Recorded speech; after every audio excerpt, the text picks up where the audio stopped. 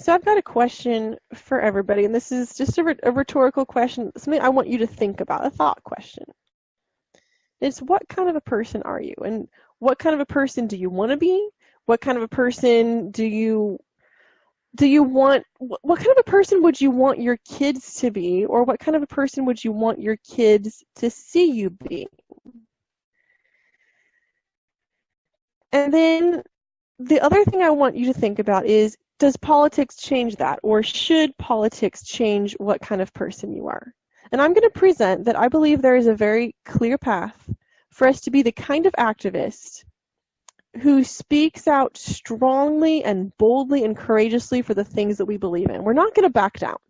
If I'm talking about gun rights and somebody says, well, let's think about the children and let's talk about reasonable gun legislation, I'd say yes. Let's talk about the children and how we want to save their lives by not putting them in gun-free zones, and let's talk about the reasonable gun legislation of getting rid of the stupid regulations that require us to have a permit. So yes, let's talk about reasonable gun legislation on the children, because that's what it means. Because I'm not going to back down from what I believe to be the truth, what I believe to be upholding our liberties, what I believe to be upholding all those things that we hold dear, and what makes us a stronger community and a stronger state and a stronger republic. So we're not going to back down.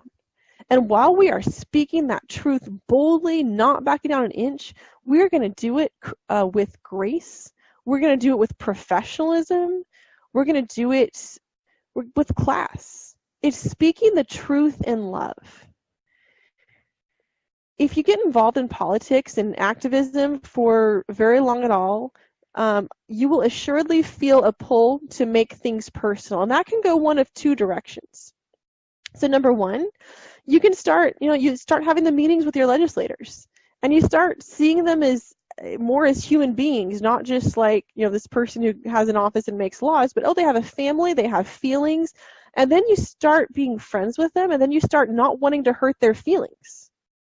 Now, there's nothing with seeing them as a human being, because that's what everybody is. That's what we need to do. But once you start worrying about their feelings, and you become unwilling to hold them accountable for the things that you believe in, for the things you know to be true, just because you're afraid of hurting their feelings, or you're afraid of making their lives harder, or maybe their donors won't like it, and you see that might hurt them, and money will be a type problem, and you stop pushing them to do the right thing, you're not effective as an activist.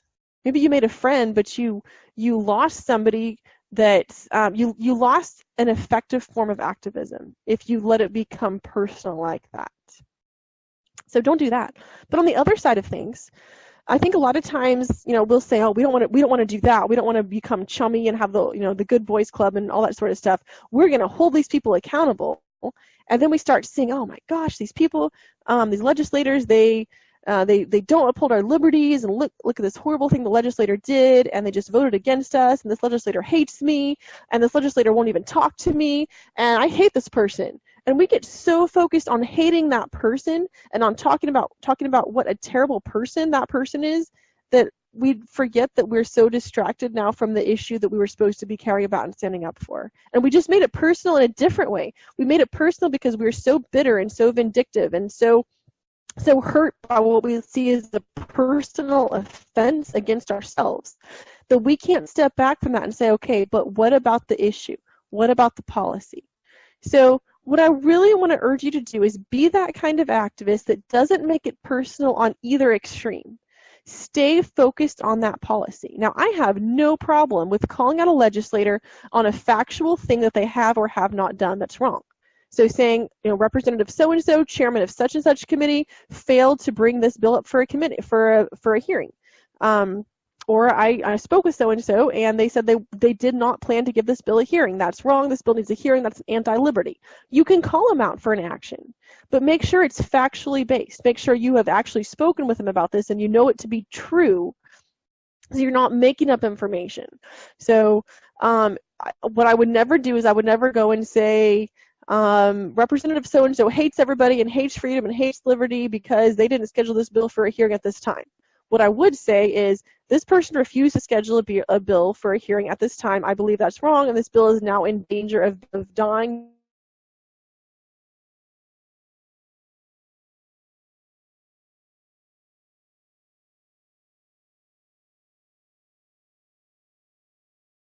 Let me go back to sharing my screen.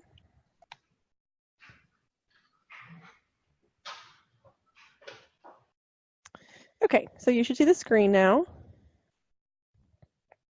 So we're going to talk about committee hearings.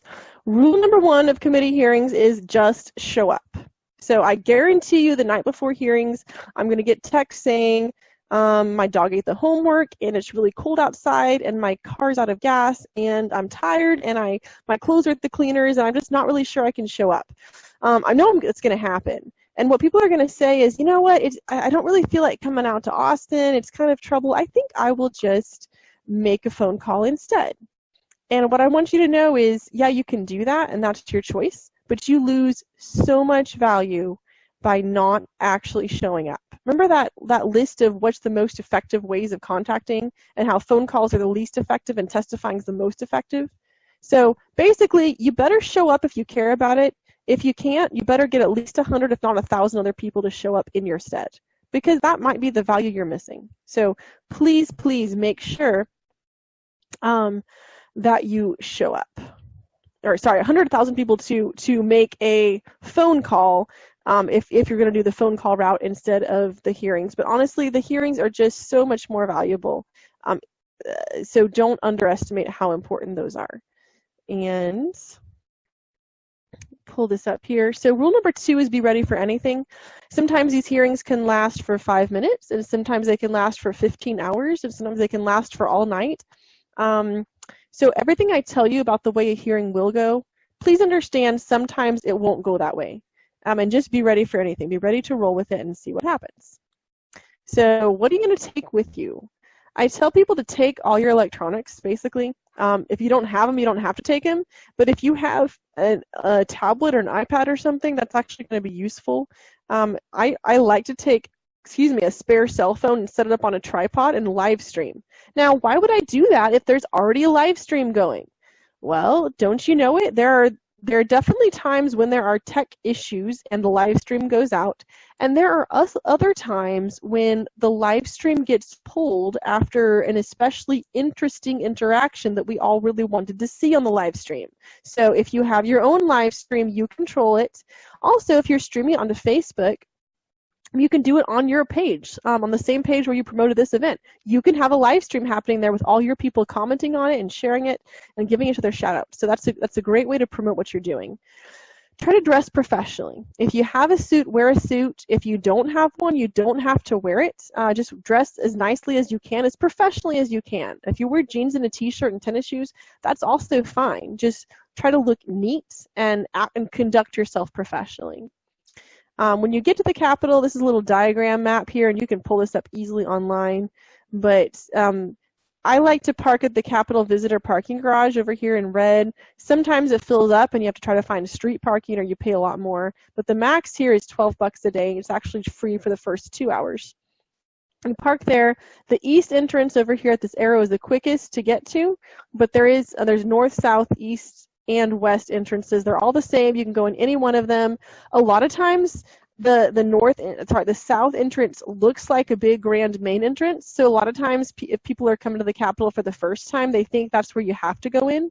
So sometimes there's a really long line there, and then there's like no line at the others. So, word to the wise, try some of the other entrances.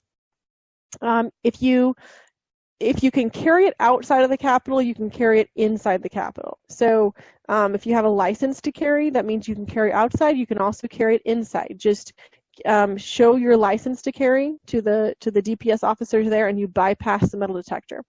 Otherwise, you do have to go through a metal detector, but it's not like courthouses. It's not like airports. If it's legal to carry outside, you may also carry it inside. Go to the rotunda in the middle here, and then go to the north wing, and then you'll find elevators to go down, and then there's one long corridor, and that's the Capitol extensions. They built the extension underground so as to give them a lot more office space without messing up the Capitol grounds. And that's where a lot of the offices are. That's where most of the committee hearings happen also, is in that Capitol extension. So walk down the corridor and you'll find the numbers to the left and right, and the hearing rooms are typically right off the side there, or you go on further There's an outdoor rotunda, and you keep on going, and there's some committee rooms past that as well. The basic rule of thumb, if you get lost, which you will if you go to the Capitol, just walk to the rotunda, which is the round thing, and keep walking around it until you find the right spoke to go out of, and you'll eventually find your way. That's pretty much the pro tip there. Once you get to the hearing room, you will need to sign in. So this is my registration from a hearing that was actually during the interim. That means there wasn't a bill, there wasn't a session, but this is pretty much what it looks like. So if it's the Senate, they usually have a paper sign-in. If it's the House, you get to sign in electronically on a kiosk that's set up outside the hearing room, or on your own iPad or tablet if you brought it, and that is why you want to bring it. You log on to the Capitol Wi-Fi and you'll get to sign in there. But you do have to be present at the Capitol in order to do that. So you sign in, you give your name, your contact information, your title, and who you represent. So if you're just going yourself as your own person, just leave the title blank and say, I'm representing myself. But I encourage you to see, I mean, I'm doing this training here for the Constitution Party. I'm assuming most of you are members of that. Try to get a resolution passed or leadership to approve in some way so you can go and represent your party. And again, that's up to your group to decide how to run that and who gets authorized. But come up with some process. So you're authorizing, say, hey, any of these people who want to go testify on these particular issues, constitutional care would be awesome, or whatever else you care about. Give them ability to go say they are officially representing the Constitution Party of Texas, or whatever other groups you might be a part of, which is fine. So that gives you more credibility and more of a voice, I think, if they realize, hey, this person represents a lot of others. We should listen to them.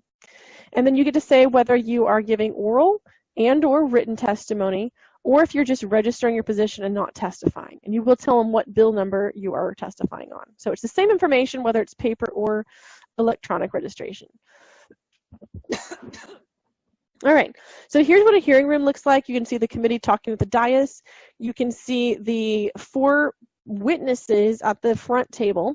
A lot of times if it's a big hearing, they'll have 4 people at a time they bring up, just so they can move a little faster. So they'll bring up 4 people, and then they announce the next 4 who will be coming. And each person gets 2 minutes, sometimes 3 minutes to talk, and then they answer questions if there are questions of the legislators, with the legislators asking questions, and they move to the next person and so forth. And once that panel is finished, they call up the next one and they announce the next 4. So you get a heads up of when you're going up. This is what the rest of the hearing room looks like. By the way, it's freezing cold in those rooms, so definitely bring a jacket or a sweater. Sometimes if it's a smaller hearing, they'll have just 1 person at a time. That was me testifying a few years back. They'll have just a podium there. They typically will have a timer so you can see the countdown. Again, expect anything. Sometimes it works, sometimes it doesn't. And then there's a lot of waiting and listening time. I mean, if there are 100 people there to testify, maybe on your bill, maybe on 10, 20, 30 other bills that are happening, you might have to sit around and wait a lot. Try to find your people. If you get there early before the hearing starts, it's a great idea to go around with a sticker for your issue. Not necessarily just for your organization, but for that issue, because I find that helps people to come together and coalesce on that issue. And they're not just there for supporting one organization. It's a good sign that many organizations and groups and entities support this issue. So you pass out stickers, and if people don't take them, you know they're not one of your people. And if they take them, then you know that they're one of your group who agrees with you, which is great. And you've identified them. You can exchange contact information with them and get them on your mailing list, which is awesome. And then when the legislators walk in for the hearing, they see this whole sea. In my case, it's going to be bright green stickers for the hearings. And they see this whole sea of them, and they realize, hey, a lot of people here support this issue. So that's a great tip. Help everybody. You are an ambassador for your cause, just by the way you act. If you slam doors in people's faces and act annoying and talk out loud during the hearing, and you're rude to people, that's going to reflect really poorly on the things you're trying to promote. So, no matter what you say in testimony, your actions might speak louder than your words against what you're saying. So be that ambassador, help everybody. You do not have to help the other side win. Just treat them like actual human beings and be decent to them, and be kind and courteous. Preparing your testimony. So make sure you've actually read the bill. I hate it when people get up there and they try to testify for or against a bill, but it's obvious they don't know what the bill says. So it's like, you walk up to, you go to Taco Bell and you ask them for a Big Mac. Or you say you want your Big Mac with, no onions or lettuce or something. That doesn't apply because they're not serving a Big Mac, okay? So make sure you read the bill and you know what the bill is actually doing and what it doesn't do. Make sure that you read the agenda. The agenda that's the hearing notice, essentially. They'll have them printed in the back of the room. They do not go in order. So they might have 10 bills listed. They might start with number 8 and then go to number 1 and then number 5 and then 6 and then 2 and then 10. They're going to be all over the place. They do not ever expect to go in that order. It's just a list of the things they will eventually plan to get to that day. And then listen to others around you. You might hear some really nonsensical unfacts about an issue that you need to set straight. Or you might realize, hey, that 5 other people already said my main point. Maybe I can stand to say something else, something different that hasn't been said yet. So try to pay attention if you're there. At the beginning, you need to give your name, your bill number, and your position, and who you're representing. So I might say, hi, my name is Rachel Malone. I'm testifying in favor of HB 357. I'm representing myself and Gun Owners of America.